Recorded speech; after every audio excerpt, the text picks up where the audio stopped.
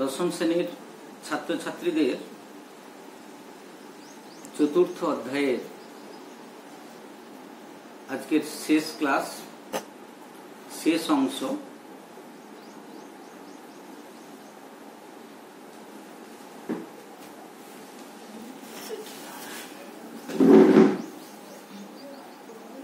লেখায় ও রেখায় জাতীয়তাবাদের বিকাশ এর দ্বিতীয় পাঠটা আমরা রেখায় জাতীয়তাবাদের বিকাশ বলেছিলাম গতকাল, যে এটা আমরা আজকে পড়াবো।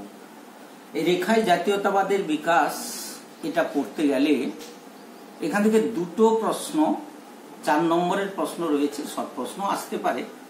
4 নম্বরের দুটো প্রশ্নের প্রথম প্রশ্নটা আমরা পড়ব। এখানে লেখা আছে, দেখো, জাতীয়তাবাদের বিকাশে ভারত মাতা চিত্রের গুরুত্ব লেখো। জাতীয়তাবাদের বিকাশে ভারত মাতা চিত্রের গুরুত্ব লেখো। অথবা এই 4 নম্বরের প্রশ্নটা অন্যভাবে আসতে পারে, টিকা লেখো ভারত মাতা। টিকা লেখো ভারত মাতা, 4 নম্বর। তো এইটার উত্তর লিখতে গেলে তোমরা জানো 4 নম্বরের যে কোনো উত্তর লিখতে গেলে তার একটা ভূমিকা দিতে হবে, একটা ইন্ট্রোডাকশন অবশ্যই থাকবে। 4 নম্বরের জন্য অবশ্যই ভূমিকা লিখতে হবে। সেই ভূমিকাতে কি লিখব, যে শিল্পের মাধ্যমে, বিশেষ করে আঁকা ছবির মাধ্যমে যারা জাতীয়তাবাদের বিকাশ ঘটিয়ে স্মরণীয় হয়ে আছেন তাদের মধ্যে অন্যতম হলেন অবনীন্দ্রনাথ ঠাকুর। কার কথা বললাম? অবনীন্দ্রনাথ ঠাকুর। রবীন্দ্রনাথের ভাইপো অবনীন্দ্রনাথ ঠাকুর জল রঙে আঁকা তার বিখ্যাত ছবির জন্য তিনি স্মরণীয় আছেন। বিশেষ করে যে ছবিটা খুব জনপ্রিয় হয়েছিল, তোমাদের সিলেবাসে রয়েছে, ছবিটার নাম হলো ভারত মাতা। তাহলে ভূমিকাটা আমরা রাখবো, জল রঙে তার অপূর্ব সৃষ্টি হচ্ছে ভারত মাতা নামক চিত্র। এটা অমর সৃষ্টি হিসাবে সকলের কাছেই স্মরণীয় হয়ে আছে। এই যে ছবিটা এঁকেছিলেন ভারত মাতা, এই ছবিটির প্রেক্ষাপট বা রচনাকাল বা সৃষ্টিকাল কি ছিল? 1905 খ্রিস্টাব্দে বঙ্গভঙ্গ বিরোধী আন্দোলনের সময় এই ছবিটি আঁকা হয়েছিল। তবে ছবিটির নাম ছিল বঙ্গমাতা। তাহলে ভারত মাতা হলো কি কারণে? এই ছবিটি ভারত মাতা এই নামকরণ করেছিলেন ভগিনী নিবেদিতা। মডার্ন রিভিউ এই পত্রিকায় এই ছবিটির প্রশংসা করেছেন এবং তিনি নাম রেখেছিলেন ভারত মাতা। তাহলে কি বললাম, যে এটির নাম প্রথমে ছিল বঙ্গমাতা, অবনীন্দ্রনাথ ঠাকুর দিয়েছিলেন, পরে এই নামটি পরিবর্তন করেছিলেন বা নাম দিয়েছিলেন ভগিনী নিবেদিতা। মডার্ন রিভিউ পত্রিকায় যখন প্রকাশিত হলো, এই পত্রিকায় তিনি প্রশংসা করে এর নাম রেখেছিলেন ভারত মাতা। তাহলে এর প্রেক্ষাপটটা কি? লাস্ট যে লাইনটা লিখতে হবে, নবজাগ্রত ভারতীয় জাতীয়তাবাদ এবং বঙ্গভঙ্গ বিরোধী স্বদেশী আন্দোলনই ছিল ভারত মাতা অঙ্কনের অনুপ্রেরণা। আমি আবার বলছি, নবজাগ্রত ভারতীয় জাতীয়তাবাদ এবং বঙ্গভঙ্গ বিরোধী স্বদেশী আন্দোলন ছিল ভারত মাতা অঙ্কনের অনুপ্রেরণা। এবারে আমরা এই ভারত মাতার বর্ণনা দেব। দেখবে টেক্সট বইতে, অনেকের টেক্সট বইতে ভারত মাতার একটা ছবি আঁকা আছে। যখন 4 নম্বরের উত্তর করবে, তোমরা যারা ভালো ছবি আঁকতে পারো তারা ছবিটা কিন্তু উত্তরপত্রে রাখতে পারো। যারা আঁকতে পারো না তার ছবি আঁকার দরকার নেই, বর্ণনাটা দিলেই হবে। শিল্পী অবনীন্দ্রনাথ ঠাকুর হিন্দু ধর্মের ধন সম্পদের দেবী লক্ষ্মীর অনুকরণে চতুর্ভুজা ভারত মাতা চিত্রটি অঙ্কন করেছিলেন। এই ছবিটিতে লক্ষ্য করবে গৈরিক বস্ত্র পরিহিতা। এখানে এক যোগিনীর ছবি, যাকে শিল্পী দেখিয়েছেন একদিকে তিনি দেবী, অন্যদিকে তিনি একজন মানবী। এই দেবীর 4টি হাত রয়েছে। লক্ষ্য করবে বাম দিকের 2টি হাতে বেদ, ধর্মগ্রন্থ বেদ ও ধানের শীষ রয়েছে। আর ডান দিকে দেখো ছবিটাতে দেখবে রুদ্রাক্ষের মালা এবং শ্বেত বস্ত্র রয়েছে। শুধু তাই নয়, ছবিটির পদযুগলের চারপাশে রয়েছে শ্বেত পদ্ম। ভারত মাতার হাতে এই শোভিত দ্রব্যগুলি যেন ভারতীয় সভ্যতা, ভারতীয় কৃষ্টি, ভারতীয় সংস্কৃতি, ভারতীয় ঐতিহ্যের ধারক ও বাহক। তার হাতে যে ছবিগুলো রয়েছে সেগুলো দেখে মনে হতে পারে যে এগুলো ভারতীয় সভ্যতা, সংস্কৃতি, ভারতীয় ঐতিহ্যের ধারক এবং বাহক। এবং ছবিটাতে লক্ষ্য করলে দেখা যাবে ভারত মাতার হাতে কোনো অস্ত্র রাখা হয়নি। আমরা দেবী দুর্গার 10 হাতে দেখেছি, সেখানে একরকম রূপ। এখানে কিন্তু এই ছবিটির কোনো হাতেই কোনো অস্ত্র নেই। তার মানে শিল্পী হিংসা, বিদ্বেষ, সন্ত্রাস এগুলোকে তিনি দূরে সরিয়ে রাখতে চেয়েছিলেন। যদিও তিনি বঙ্গভঙ্গ বিরোধী আন্দোলনের প্রেক্ষাপটে ছবিটা এঁকেছিলেন, কিন্তু হিংসা, বিদ্বেষ, সন্ত্রাসকে দূরে রাখতে চেয়েছিলেন বলেই হয়তো এই মূর্তিটির হাতে কোনো অস্ত্র তিনি দেননি। এবারে এই ভারত মাতার কিভাবে জাতীয়তাবাদী একটা চেতনা ভারতীয়দের মধ্যে জাগিয়ে তুলেছিল, আমরা তার কয়েকটা কথা বলব। প্রথমে তিনি যখন ছবি এঁকেছিলেন ইউরোপীয় স্টাইলে, পাশ্চাত্যের অনুকরণে ছবিগুলো অঙ্কন করেছিলেন। পরে দেখব শিল্পী অবনীন্দ্রনাথ ঠাকুর ভারতের মোগল যুগ, রাজপুত চিত্রশৈলীর সঙ্গে আরো পুরনো অতীতের অজন্তার মনোরম চিত্রকলার থেকে রসদ সংগ্রহ করে তিনি অপরূপ চিত্র সম্ভার সৃষ্টি করেছেন।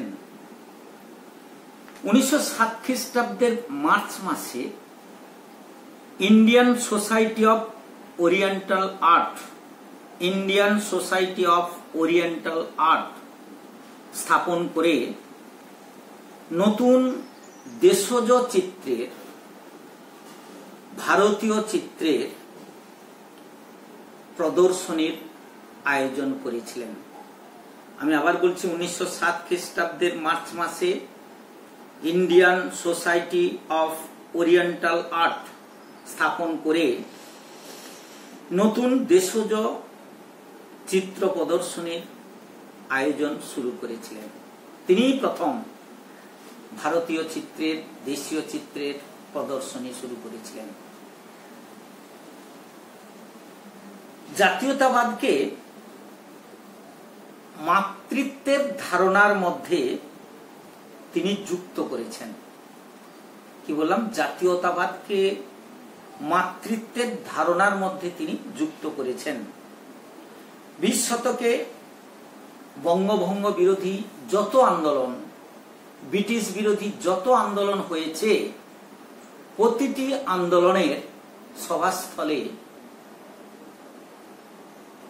ভারত মাতার ছবিটি কিন্তু টাঙানো থাকতো। তাহলে 20 শতকে বঙ্গভঙ্গ বিরোধী যত আন্দোলন, যত সভা সমিতি ব্রিটিশ বিরোধী প্রচার কার্য করেছে, প্রত্যেকটা সভা সমিতিতে এই ভারত মাতার ছবিটি কিন্তু টাঙানো থাকতো। এই ছবিটির ভূয়সী প্রশংসা করেছেন আচার্য জগদীশ চন্দ্র বসু, জাপানি শিল্পী ওকাকুরা এবং একটু আগে নাম বললাম ভগিনী নিবেদিতা, ভূয়সী প্রশংসা করেছেন। এই ছবিটি, এটা শর্ট প্রশ্ন আসে, মূল চিত্রটি বর্তমানে রবীন্দ্র ভারতী সমিতির সংগ্রহে সংরক্ষিত রয়েছে। আমি আবার একবার বলছি, মূল চিত্রটি বর্তমানে রবীন্দ্র ভারতী সমিতির সংগ্রহে সংরক্ষিত রয়েছে। এবারে এর বর্ণনা দেওয়ার পাশাপাশি, জাতীয়তাবাদী চেতনার কথা বলার পাশাপাশি এবার একটা সমালোচনা লিখতে হবে। এই ছবিটি সমালোচনা হয়েছে, কারা করেছেন না, অনেকে বলছেন এই ছবিটি হিন্দু স্বাদেশিকতার প্রভাব এই ছবিটির মধ্যে লক্ষ্য করা গেছে। হিন্দু স্বাদেশিকতার প্রভাব এই ছবিটার মধ্যে লক্ষ্য করা গেছে। বিশেষ করে ভারতের মুসলিম সম্প্রদায়, ব্রাহ্ম সমাজ এই চিত্রটির তীব্র সমালোচনা করেছেন। মুসলমানরা তো মেনে নিতে পারেনি, আর ব্রাহ্ম সমাজ কেন মেনে নিতে পারেনি? তারা যেহেতু মূর্তি পূজায় বিশ্বাস করত না, তাই তারা এই ছবিটাকে মেনে নিতে পারেনি। আবার অন্যদিকে অবনীন্দ্রনাথ ঠাকুর যে স্বাদেশিকতার উগ্র সমর্থক ছিলেন এমন প্রমাণ কিন্তু কোথাও পাওয়া যায়নি। তাহলে সমালোচনায় কি বললাম, যে প্রথম সমালোচনা যেটা বলছে যে হিন্দু স্বাদেশিকতার প্রভাব ছবিটার মধ্যে লক্ষ্য করা গেছে। হিন্দু দেবীর তার একটা বর্ণনা দেওয়া হয়েছে, লক্ষ্মী দেবীর বর্ণনার কথা বলছে। আবার মুসলিম সমাজ, ব্রাহ্ম আন্দোলনের সঙ্গে যারা যুক্ত তারা কিন্তু সমালোচনা করেছেন। মুসলমানরা যেহেতু হিন্দুদের দেবীর বর্ণনা আছে, মুসলমানরা মেনে নিতে পারেনি। আবার ব্রাহ্ম সমাজ যেহেতু মূর্তি পূজায় বিশ্বাস করে না, তারাও এটাকে মেনে নিতে পারেনি, তার তীব্র সমালোচনা করেছেন। অন্যদিকে অবনীন্দ্রনাথ ঠাকুর যে হিন্দু ধর্মের বা হিন্দু স্বাদেশিকতার উগ্র সমর্থক ছিলেন তার কোনো প্রমাণ কিন্তু পাওয়া যায়নি। এবার আমরা একটা উপসংহার লিখব যে অবনীন্দ্রনাথ ঠাকুর ভারত মাতা যে চিত্রটি সৃষ্টি করেছেন তা প্রকৃতই ভারত মাতার একটা মানবী রূপ। কেন না, এর মধ্য দিয়ে তিনি সমৃদ্ধ অর্থনীতির, ভারতের সমৃদ্ধ অর্থনীতিটা তুলে ধরেছেন। কেন? ওই যে তার বাম হাতে ধানের শীষ, অর্থনীতির কথা বলছেন। আবার প্রাচীন ধর্মশাস্ত্র বেদের কথা বলা হচ্ছে, অর্থাৎ ধর্মের কথা, আধ্যাত্মবাদের কথা তুলে ধরেছেন। রুদ্রাক্ষের মালা, আধ্যাত্মবাদ, জপ তপ, এটাকেই তিনি প্রাধান্য দিয়েছেন। আবার অন্যদিকে ভারতের ঐতিহ্য, নারী শক্তির স্বরূপ তিনি ফুটে তুলেছেন। স্বামী বিবেকানন্দ বলেছিলেন যে সমস্ত দেবদেবীকে দূরে সরিয়ে রেখে ভারতবাসীর উচিত একমাত্র ভারত মাতার আরাধনা করা। কি বললাম? স্বামী বিবেকানন্দ কি বলেছেন? যে সমস্ত দেবদেবীকে সরিয়ে রেখে একমাত্র ভারত মাতার আরাধনা করা উচিত প্রতিটি ভারতবাসীর, এবং একে সামনে রেখে প্রতিটি ভারতবাসীকে ব্রিটিশদের বিরুদ্ধে আন্দোলনে এগিয়ে যাওয়ার কথা তিনি বলেছেন। তাহলে অবনীন্দ্রনাথ ঠাকুরের ভারত মাতা জাতীয়তাবাদের বিকাশে তার কি গুরুত্ব ছিল আমরা কতগুলো পয়েন্ট বললাম।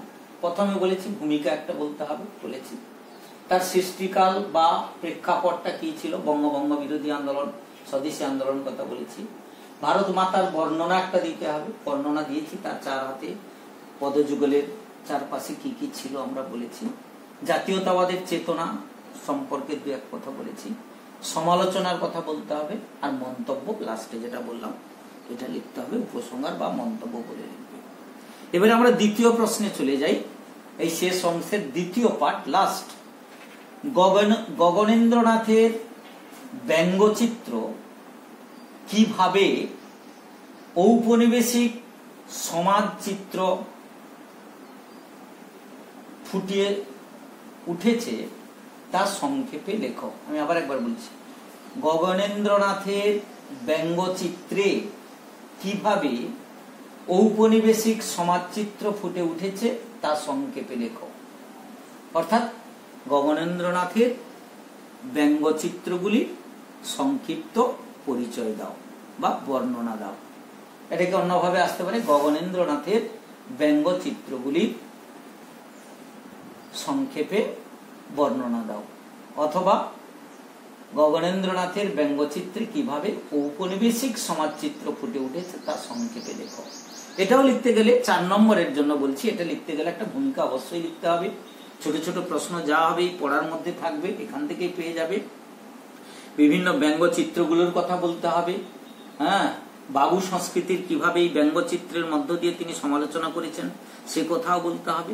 তাহলে আমরা প্রথমে একটা ভূমিকা লিখব। ঔপনিবেশিক সমাজ ব্যবস্থার সমালোচনা করে যিনি ব্যঙ্গচিত্রের মধ্য দিয়ে ফুটিয়ে তুলেছেন তিনি হলেন অবনীন্দ্রনাথ ঠাকুরের জ্যেষ্ঠ ভ্রাতা গগনেন্দ্রনাথ ঠাকুর। আমি আবার বলছি, ঔপনিবেশিক সমাজ ব্যবস্থার সমালোচনা যারা চিত্রের মাধ্যমে তুলে ধরেছেন তাদের মধ্যে অন্যতম গগনেন্দ্রনাথ ঠাকুর। ইনার পরিচয় রবীন্দ্রনাথ ঠাকুরের ভাইপো এবং অবনীন্দ্রনাথ ঠাকুরের জ্যেষ্ঠ ভ্রাতা। এই গগনেন্দ্রনাথ ঠাকুর আমরা এর আগে পড়েছি রবীন্দ্রনাথ ঠাকুরের জীবন স্মৃতি। এই জীবন স্মৃতি আত্মজীবনীতে যতগুলি ছবি রয়েছে বেশিরভাগই কিন্তু গগনেন্দ্রনাথ ঠাকুরের আঁকা। আবার বলছি, রবীন্দ্রনাথ ঠাকুরের জীবন স্মৃতিতে যত ছবি রয়েছে তার বেশিরভাগগুলি গগনেন্দ্রনাথ ঠাকুরের আঁকা। এবারে আমরা দ্বিতীয় প্যারাগ্রাফে যাব, বিভিন্ন ব্যঙ্গচিত্র। দেখবে অনেক টেক্সট বইতে আছে, আবার অনেক টেক্সট বইতে উদাহরণগুলো এতগুলো নেই। যেমন অদ্ভুত লোক, এরকম একটা ব্যঙ্গচিত্র 1915 সালে তিনি এঁকেছিলেন। বিরূপ বস্ত্র, এটা 1917 সালে তিনি এটা প্রকাশ করেছিলেন। নব হুল্লোড়, এটা 1921 সালে।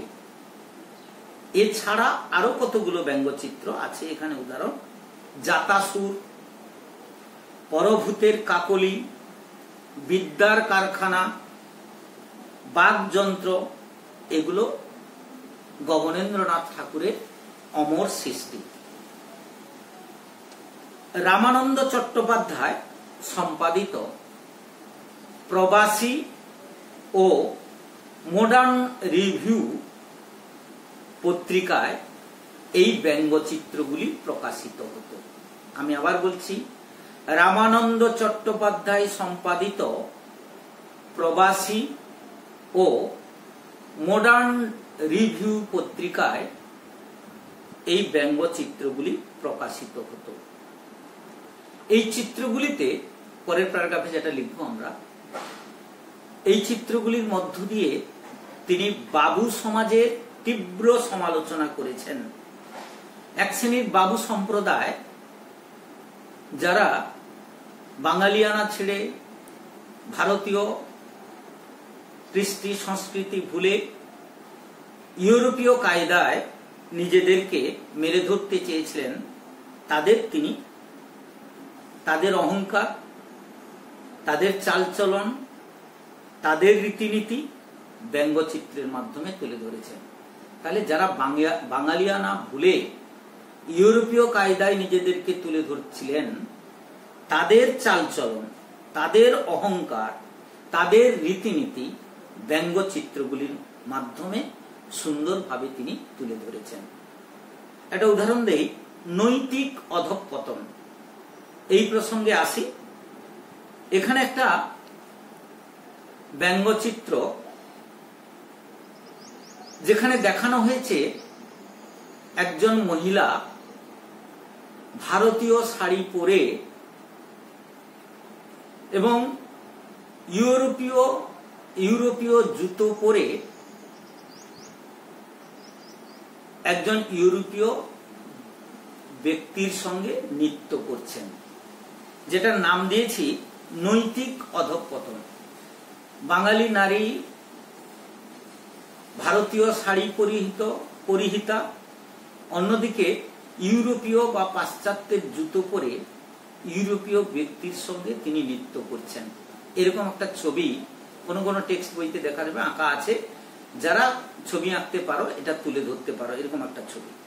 এছাড়া খল ব্রাহ্মণ বলে আরেকটা চিত্র, ব্যঙ্গচিত্র, যেখানে দেখানো হয়েছে ব্রাহ্মণরা সমাজের মাথা, সমাজের রীতিনীতি, আচার আচরণ তারাই সৃষ্টি করেছেন এবং তারা কিভাবে জীবন যাপন করেন তার চিত্র তিনি তুলে ধরেছেন।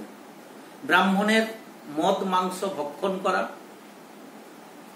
নারী আসক্তির চিত্র তিনি ফুটিয়ে তুলেছেন, যেটার নাম দেওয়া হয়েছে কল ব্রাহ্মণ। আরেকটা বলেছিলাম জাতাসুর। এই ব্যঙ্গচিত্রে তিনি কি দেখিয়েছেন? তিনি দেখিয়েছেন ভারতীয় সমাজের জাতপাত এবং বর্ণ বৈষম্যের তিনি তীব্র সমালোচনা করেছেন। তাহলে এই ছবি, জাতাসুর ছবিটার মধ্য দিয়ে তিনি ভারতবাসীর বা ভারতীয় সমাজের জাতপাত এবং বর্ণ বৈষম্যের তীব্র সমালোচনা করেছেন।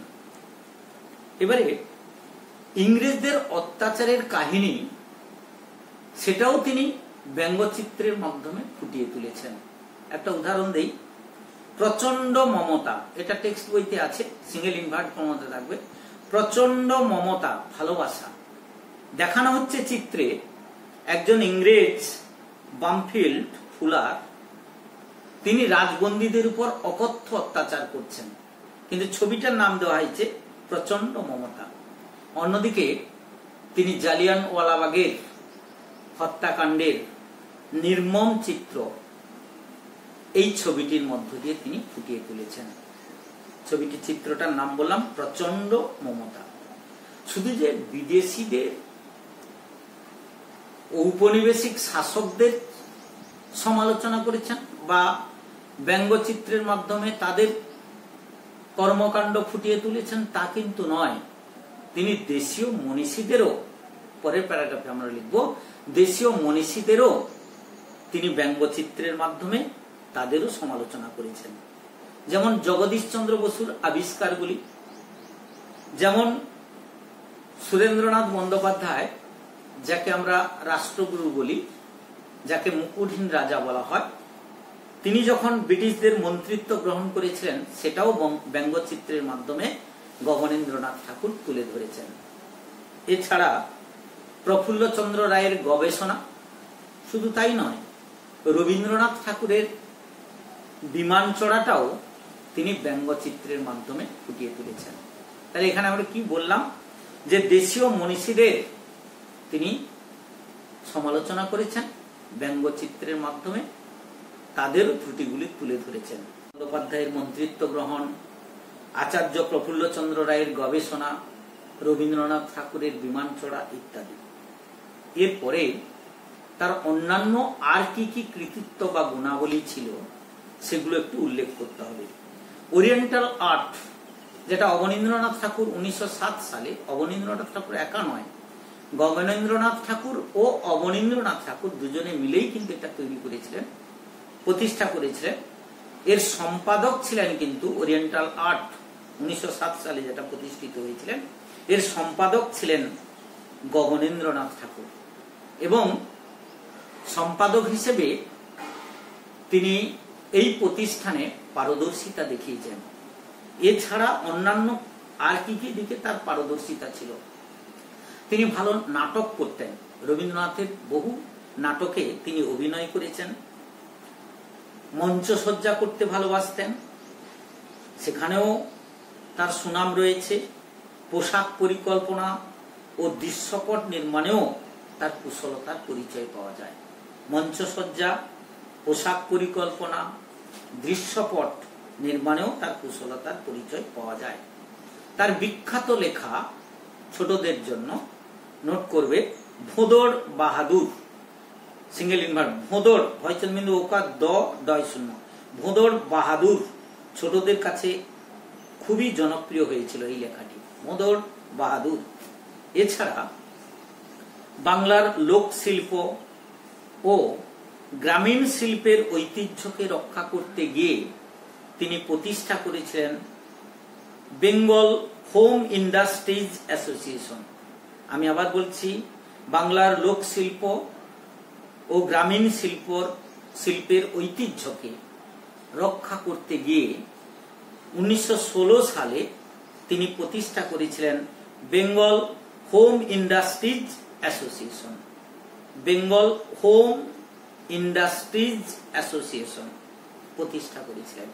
তাহলে আমরা এতক্ষণ গগনেন্দ্রনাথের ব্যঙ্গচিত্রগুলির সংক্ষিপ্ত পরিচয় দিলাম এবং এই চিত্রগুলি কিভাবে ঔপনিবেশিক সমাজচিত্র ফুটিয়ে তুলেছে তার বর্ণনা দিলাম। এটা 4 নম্বরের জন্য করতে হবে। এই দুটো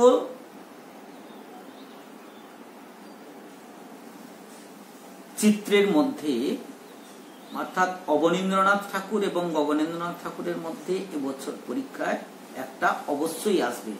সবচেয়ে বেশি ইম্পর্টেন্ট কিন্তু গগনেন্দ্রনাথ ঠাকুরের ব্যঙ্গচিত্রগুলির সংক্ষিপ্ত পরিচয় দাও, বা কিভাবে জাতীয়তাবাদ বোধকে এই ব্যঙ্গচিত্রের মধ্য দিয়ে তিনি ফুটিয়ে তুলেছিলেন তার সংক্ষিপ্ত পরিচয় দাও।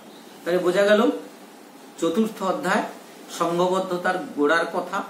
আমরা 4টে ক্লাস করলাম এবং 4টে ক্লাসেই কোনটা পড়তে হবে পড়তে হবে না তার সংক্ষিপ্ত পরিচয় দিয়েছি এবং বাকি রইল এই অধ্যায়ের অনুশীলনী করব। এবারে দেখো লাস্টে লেখা আছে অনুশীলনী। আমি একটা টেক্সট বই থেকে অনুশীলনী করছি, তোমরাও তোমাদের যে টেক্সট বইটা আছে ওই টেক্সট বইয়ে অনুশীলনীটা করতে হবে। এখানে এই চিত্রশিল্প থেকে যে প্রশ্নটা আসে, কোন কোন বইতে লেখা আছে নব্যবঙ্গ চিত্রকলার জনক বা ভারতীয় চিত্রশিল্পের অগ্রদূত কাকে বলা হয়। এক্ষেত্রে উত্তরটা হবে কিন্তু অবনীন্দ্রনাথ ঠাকুর। আবার ভারতীয় ব্যঙ্গচিত্রের জনক কাকে বলা হয়, সেক্ষেত্রে উত্তরটা হবে গগনেন্দ্রনাথ ঠাকুর। এই অধ্যায়টা যে পড়েছি, এখানে একটা টেক্সট বইতে দেখাচ্ছে একটা জাতীয় সঙ্গীত, ফ্রান্সের জাতীয় সঙ্গীতের উল্লেখ আছে। জাতীয় সঙ্গীতটার নাম লা মার্সাই, লয়াকার লা, ময়াকার, দন্তস্বরে আকার, হস্যই। এই লা মার্সাই জাতীয় সঙ্গীতটার কথা কেন উল্লেখ করা হয়েছে না, বঙ্কিমচন্দ্রের বন্দে মাতরম সঙ্গীতটির সঙ্গে এই লা মার্সাই ফরাসি বিপ্লবের সময় সবচেয়ে যেটা বেশি জনপ্রিয় হয়েছিল তার তুলনা করা হয়েছে। তাহলে লা মার্সাই এটা নোট করবে, ফ্রান্সের জাতীয় সঙ্গীত, যার সঙ্গে বঙ্কিমচন্দ্রের বন্দে মাতরম সঙ্গীতের তুলনা করা হয়েছে। অনুশীলনীতে আমি কতগুলো প্রশ্ন করব। যে এখানে রাখি বন্ধনের কথা বলা আছে, তোমরা জানো স্বদেশী আন্দোলনের সময় রবীন্দ্রনাথ ঠাকুর হিন্দু মুসলমানের মধ্যে ঐক্য প্রতিষ্ঠা করার জন্য, ঐক্যের বন্ধনে আবদ্ধ করার জন্য তিনি রাখি বন্ধন উৎসব শুরু করেছিলেন। আমি একটা অনুশীলন থেকে সঠিক উত্তরটি বেছে নিয়ে লেখো। প্রথম একটা প্রশ্ন বলছি, মহারানীর ঘোষণাপত্র অনুসারে ভারতের প্রথম রাজপ্রতিনিধি হিসেবে কে নিযুক্ত হয়েছিলেন? এখানে 4 জনের নাম দেওয়া আছে, Lord Dalhousie, Lord Canning, Lord Bentinck, Lord Mountbatten.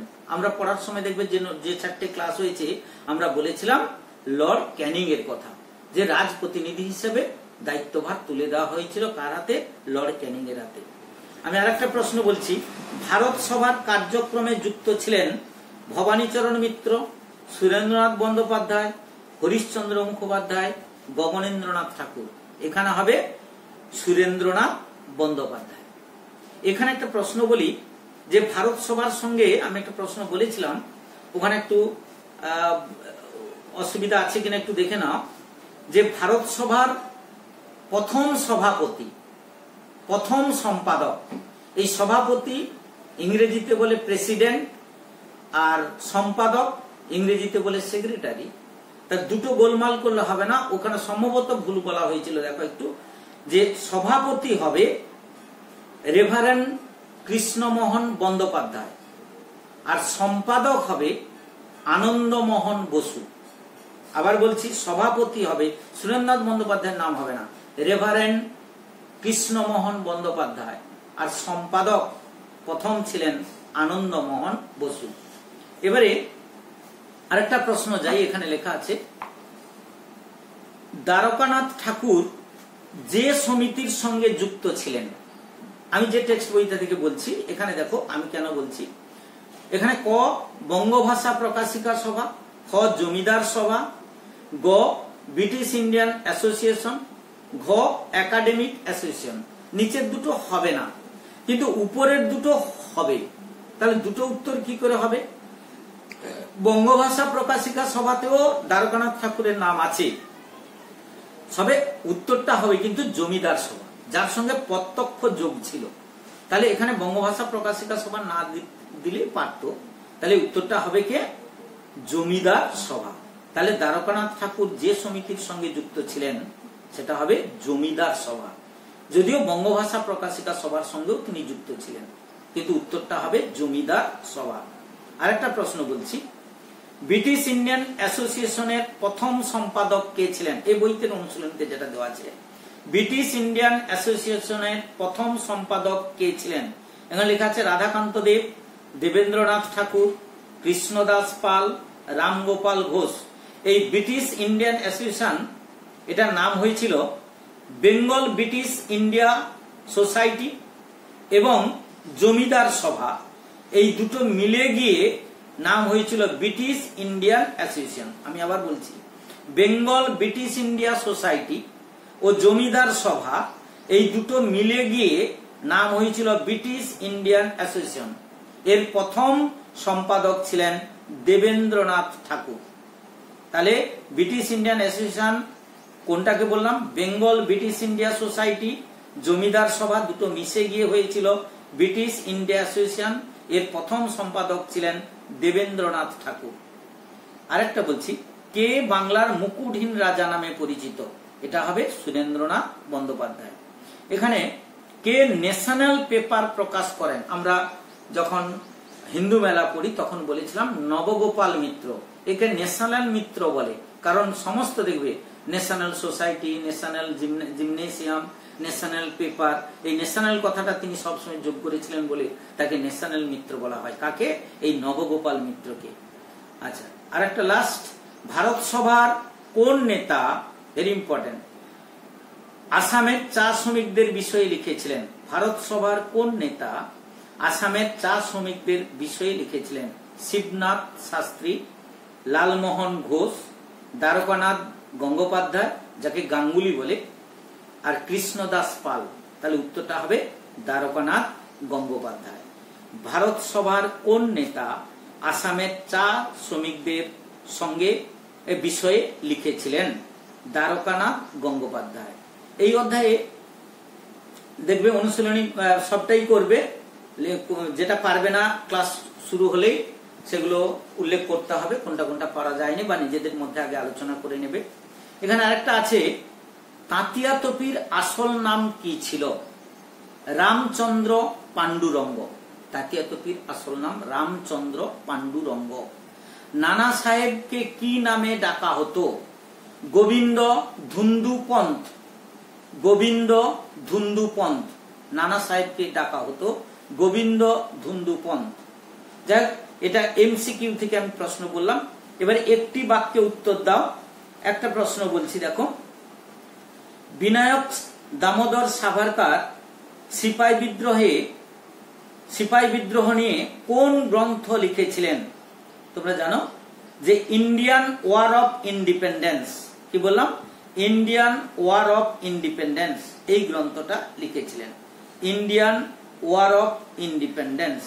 আবার একটা প্রশ্ন দিয়েছে, যেটা বললাম, ব্রিটিশ ইন্ডিয়ান অ্যাসোসিয়েশনের প্রথম সভাপতি কে ছিলেন? ওখানে সম্পাদক, এখানে সভাপতি।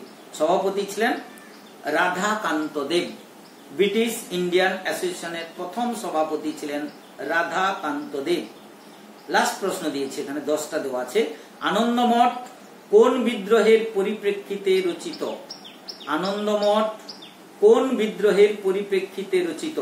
সন্ন্যাসী ফকির বিদ্রোহ। আমি বলেছি পড়ানোর সময়, সন্ন্যাসী ফকির বিদ্রোহ। যাই হোক, এবারে সত্য মিথ্যা এগুলো করবে। আমরা চলে যাই এবারে 2 নম্বরের প্রশ্নগুলো। 2 নম্বরের প্রশ্নগুলো যেগুলো পড়ানো হয়েছে, দেখো এগুলো তার মধ্যে রয়েছে কিনা একটু লক্ষ্য করো। স্বভাব সমিতির যুগ বলতে কি বোঝো? আমরা পড়িয়েছি। গগনেন্দ্রনাথ ঠাকুর ঔপনিবেশিক সমাজের সমালোচনা করতে কোন মাধ্যমকে বেছে নিয়েছিলেন? আমরা পড়েছি। এই ব্যঙ্গচিত্র মাধ্যম, কয়েকটা ব্যঙ্গচিত্রের নাম বলতে হবে 2 নম্বর দিতে গেলে। আমি আবার বলছি, গগনেন্দ্রনাথ ঠাকুর ঔপনিবেশিক সমাজের সমালোচনা করতে কোন মাধ্যমকে বেছে নিয়েছিলেন? ব্যঙ্গচিত্র। এবং এই ব্যঙ্গচিত্রের উদাহরণ দিতে হবে। নানা সাহেব বিখ্যাত কেন? আমরা পড়েছি। ঝাঁসির রানী বিখ্যাত কেন? আমরা পড়েছি। আনন্দমঠ উপন্যাসে কিভাবে দেশাত্মবোধকে উদ্দীপিত করেছিল? এবছর পড়ে গেছে, এটা পড়তে হবে না। 1857 মহাবিদ্রোহকে কেন জনযুদ্ধ বলা হয়েছে? এটা আমরা পড়েছি। ভারত মাতার ছবি কেন তাৎপর্যপূর্ণ? আমরা পড়লাম এক্ষুনি। গোরা উপন্যাসে রবীন্দ্রনাথের মূল বক্তব্য কি? পড়ানো হয়েছে। বেঙ্গল হোম ইন্ডাস্ট্রিজ অ্যাসোসিয়েশন আমি এক্ষুনি বললাম কেন গঠন করা হয়েছিল, কে গঠন করেছিলেন? আমি বলেছি বেঙ্গল হোম ইন্ডাস্ট্রিজ অ্যাসোসিয়েশন। একেবারে লাস্ট লাইনটা বলেছি, দেখো। 1916 খ্রিস্টাব্দে বাংলার লোকশিল্প, গ্রামীণ শিল্পের ঐতিহ্যকে রক্ষা করতে বেঙ্গল হোম ইন্ডাস্ট্রিজ অ্যাসোসিয়েশন প্রতিষ্ঠা করেছিলেন গগনেন্দ্রনাথ ঠাকুর। ভালো করে দাগ দাও। মহাবিদ্রোহ দমনে কোন কোন ব্রিটিশ সেনাপতির মুখ্য ভূমিকা ছিল? কলকাতা মধ্যবিত্ত শ্রেণীর কারা মহাবিদ্রোহের কঠোর সমালোচনা করেছেন? এটা যেহেতু পড়ে গেছে 4 নম্বরে, এটা পড়ানো হয়নি। আমি মধ্যবিত্তের মধ্যে কারা কারা, কোন কোন পত্র পত্রিকা, তার সম্পাদক কারা, তারা তাদের নাম এখানে উল্লেখ করতে হবে। এবারে 4 নম্বরের প্রশ্নগুলো দাগ দিয়ে নাও। প্রথম প্রশ্ন আছে, মহাবিদ্রোহের চরিত্র ও প্রকৃতি সম্পর্কে আলোচনা করো। আমি বলেছি এটা 4এও আসতে পারে না, এটা 8-এর জন্য আমরা করিয়েছি, এটা 8-এর জন্য করবে। মহাবিদ্রোহের চরিত্র প্রকৃতি সম্পর্কে আলোচনা করো। 4-এ তাহলে কি করবে এবছর? সিপাহী বিদ্রোহকে কেন গণবিদ্রোহ বলা হয়? এটা 4 নম্বরে আসতে পারে। বঙ্গভাষা প্রকাশিকা সমিতি কতদূর সফল হয়েছিল?